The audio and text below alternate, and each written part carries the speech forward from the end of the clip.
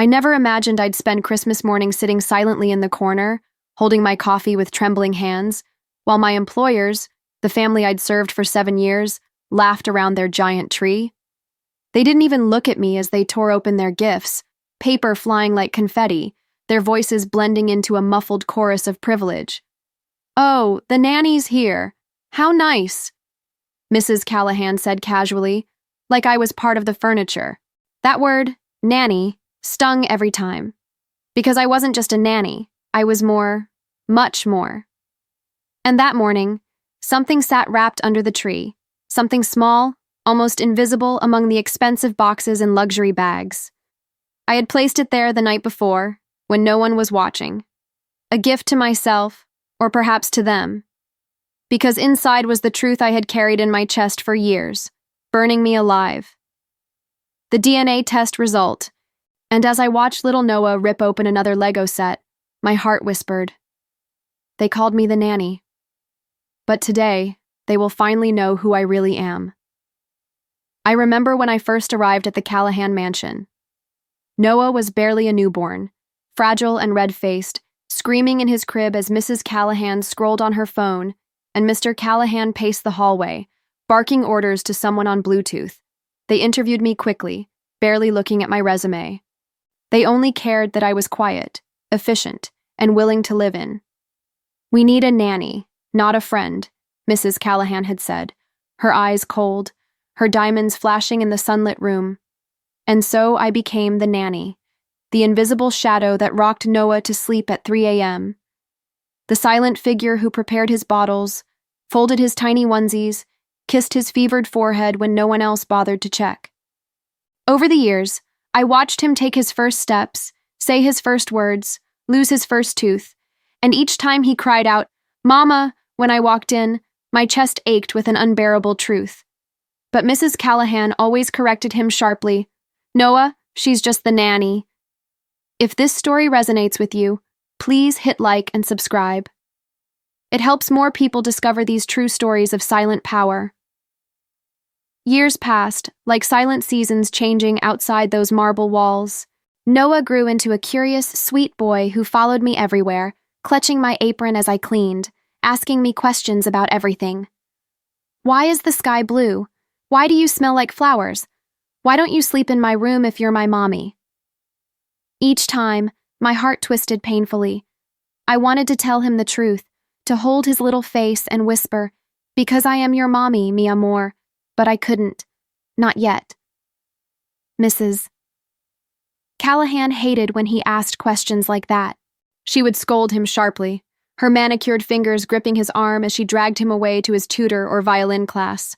And Mr. Callahan, he never looked at me. Not once in 7 years. I was a ghost in that house, a living shadow. But I knew the truth about Noah's eyes, those dark amber eyes that mirrored mine so perfectly. The truth about a night long before his birth, a secret hidden in shame and money. It happened 8 years ago, before I ever imagined becoming a nanny. I was a cleaner back then, scrubbing floors late into the night at an event in the Callahan mansion. I was invisible as always, wiping champagne stains off crystal tables while guests laughed and toasted to their empty dreams. That night, Mr. Callahan came home drunk from the country club. He stumbled into the kitchen where I was mopping the marble tiles, his tie loose around his neck, eyes bloodshot with power and whiskey. I tried to move past him quietly, my eyes down, but he grabbed my arm, hard. I remember the smell of liquor on his breath, the harsh whisper in my ear. I remember crying in the cold pantry after, knees to my chest, biting my wrist to stop my sobs from waking the sleeping house. The next morning, I quit without explanation. 2 months later, I discovered I was pregnant. But when I called the mansion, Mrs. Callahan answered, and her words that day still echo in my bones. "We'll handle it. Just come back. As the nanny." That was how I ended up back in their house, carrying his child under my uniform while Mrs. Callahan pretended her pregnancy was real. They paid for a private hospital room. They paid for silence. When Noah was born, they didn't even let me hold him first. I watched from my sterile bed as Mrs. Callahan cradled him, tears streaming down her perfectly made-up face, thanking God for her son. They told everyone it was their biological child, born through a difficult pregnancy she had hidden from the public. Meanwhile, I was discharged with a check that felt like a death certificate for my soul. But I couldn't leave. They offered me a job as his nanny, to raise my own son, yet never call him mine. And I said yes. Because leaving him behind was worse than dying. So I stayed, year after year, pretending I was just the nanny, as he grew with my blood in his veins, my love in his bones, and my truth sealed away. Until this Christmas. This Christmas felt different from the moment I woke up. I could feel the tremor in my hands as I prepared Noah's breakfast, the tears threatening as he hugged me, whispering, "Merry Christmas, Mommy." He still called me that in secret when no one was around, thinking it was just our little game. But today, it wouldn't be a game anymore. Last month, I had saved every spare dollar from my tiny paycheck to buy the DNA kit. I had carefully swabbed Noah's cheek while he slept, praying he wouldn't wake and ask questions I wasn't ready to answer. When the result arrived 3 days ago, my knees gave out under me.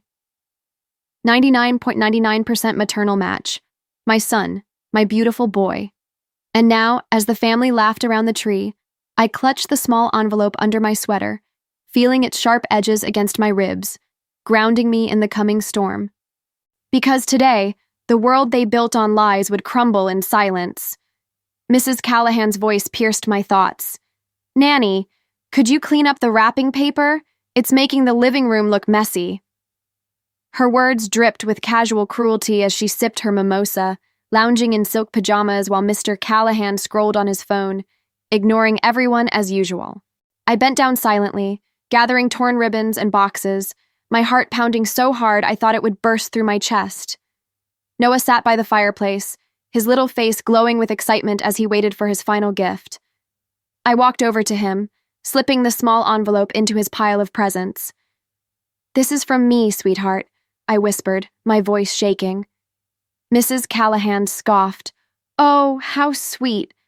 The nanny bought him a card. But Noah beamed at me, tearing it open with those wide amber eyes so like mine. And as he pulled out the paper, confusion wrinkled his tiny forehead. "What's this, Mommy?" he asked softly, handing it to Mrs. Callahan. The room fell silent. Mrs. Callahan snatched the paper from Noah's small hands, her perfectly manicured fingers trembling as her eyes scanned the lines. Her face paled instantly, draining of all its Christmas glow. "What is this nonsense?" she hissed, her voice cracking under the weight of truth. Mr. Callahan looked up from his phone for the first time that morning, his brow furrowing as he took the paper from her shaking grip. His eyes moved rapidly across the words, the scientific certainty written in black and white. Slowly, he turned to me. For the first time in 7 years, he actually looked at me, truly looked. His lips parted, but no sound came out. Noah, confused, tugged at my apron. "Mommy, what does it say? Did I read it wrong?" he asked, his innocent voice slicing through the heavy silence like a blade. I bent down, pressing my forehead to his. "No, mi amor, you didn't read it wrong. It says you are mine. I am your mother." For a moment, the room seemed to freeze in time. The twinkling Christmas lights blurred behind my tears as Noah's little face broke into a radiant smile. "I knew it, Mommy," he whispered, throwing his arms around my neck, his small body trembling with relief and joy. Mrs. Callahan stood abruptly, her chair scraping harshly against the marble floor. "You think this changes anything?" she spat, her voice rising with panic and rage. "You are nothing! You're just the nanny! You're no one!" Her words echoed through the grand living room, but they no longer pierced me like before. I held Noah tighter, feeling his warmth against my chest, his heartbeat matching mine. Mr. Callahan remained silent, staring at the DNA paper in his hand as if it were a ticking bomb, because it was. Everything they built, the lies, the image, the illusion of their perfect family, had just shattered with a quiet, undeniable truth. And I didn't scream. I smiled. Mrs. Callahan began pacing the living room, her robe swishing angrily around her ankles as she pointed at me with trembling fingers. You think you can just come in here and claim him? He is mine. We raised him. You're just some pathetic girl who doesn't know her place. Her voice cracked with desperation as she glanced at Mr. Callahan, silently begging him to fix this, to control the narrative like he always did. But he remained still, eyes locked on the paper, the truth burning his skin. Noah clung to me tighter, burying his face in my neck as I stroked his hair softly. It's okay, mi amor, I whispered, my voice calm, almost serene. For the first time in years, I felt powerful. She can't change what's written here. She can't erase what's in your blood. Mrs. Callahan shook her head violently, her hair falling from its elegant clip. You'll never take him from me. Never. But deep down, she knew. She had already lost. Mr. Callahan finally rose from his leather armchair, the paper still clenched tightly in his hand, crumpling under his grip. He looked at me with hollow eyes, eyes that once held nothing but dismissal, now brimming with dread. What do you want? He asked, his voice low and shaking. I held his gaze, steady and unflinching. For years, I had dreamed of this moment, imagining all the things I would scream at him, all the curses I would throw for what he took from me. But now, I felt no rage, only clarity. I don't want your money, I said softly. I don't want your house or your pity. I want my son to know who he is. I want him to grow up knowing the truth, not your lies. Mrs. Callahan scoffed, tears streaking her flawless makeup. We gave him everything. You gave him nothing. I smiled faintly, kissing Noah's forehead. No, I gave him life. And now, I'll give him freedom. Mrs. Callahan collapsed onto the couch, her sobs echoing through the silent mansion as Noah looked at her, confused and frightened. Why is she crying, Mommy? He asked softly, gripping my hand tighter. I knelt beside him, brushing his hair back gently. Because sometimes, mi amor, when people build their lives on lies, the truth feels like pain, I whispered. Mr. Callahan stood frozen, staring at the shattered woman he once called his wife. For the first time, he looked small, defeated. Noah turned to me, tears welling up in his big amber eyes. Are we leaving?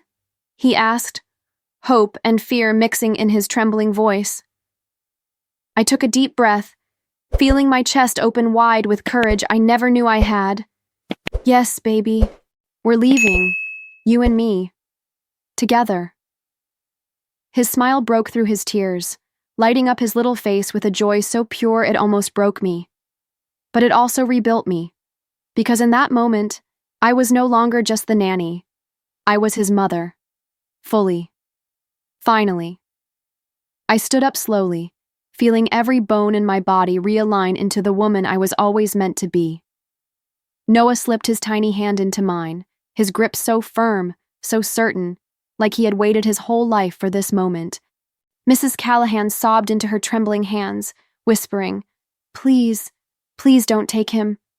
Her voice was no longer sharp and commanding, but broken, like a porcelain vase shattered beyond repair.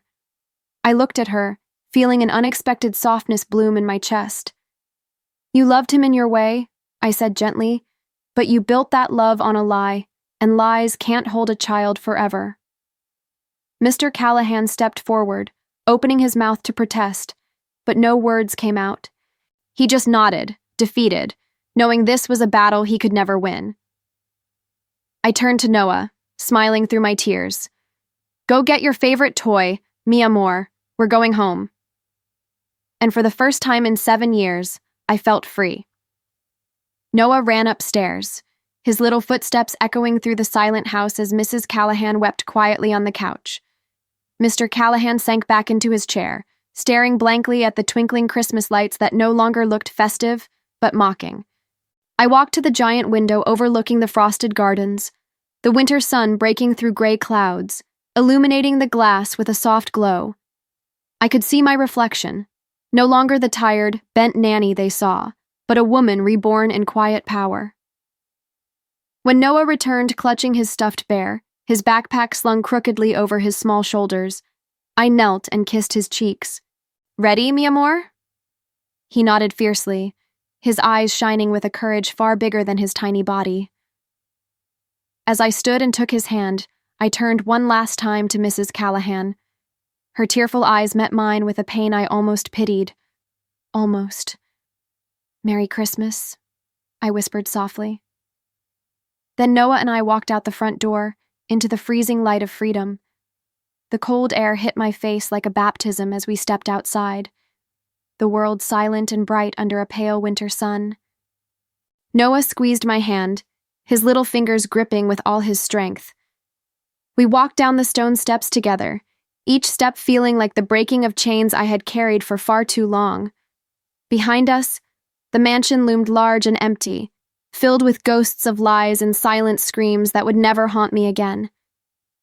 As we reached the gate, Noah looked up at me, his cheeks flushed pink with cold and excitement. "Where are we going now, Mommy?" he asked softly.